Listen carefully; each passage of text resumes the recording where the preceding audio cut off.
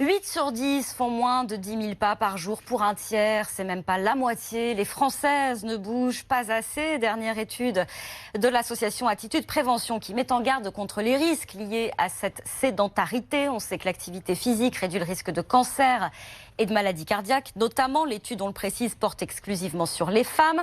Les Françaises passent en moyenne 7h25 par jour en position assise. Moins de la moitié d'entre elles pratiquent un sport. Souvent pas le temps, parfois pas l'envie. C'est le choix de la rédaction d'RMC, signé Marie Régnier. Lorsqu'elle sort de chez elle pour aller travailler, Zora, 50 ans, n'a que quelques pas à faire pour aller prendre le métro. J'en ai pour 2-3 minutes. Le métro n'est pas loin de chez moi. 35 minutes de trajet, immobile dans la rame. Puis cet auxiliaire de vie sort du métro pour se rendre à pied sur son lieu de travail. En tout, par jour, ça me fait peut-être 5-6 minutes de marche. Une activité physique quotidienne très insuffisante. Je suis arrivée à destination. Pour autant, Zora assume et ne s'abrite pas derrière le manque de temps. C'est plus manque de motivation. Mais j'aimerais bien faire. J'ai pas été élevée dans une famille de sportifs et tout, voilà.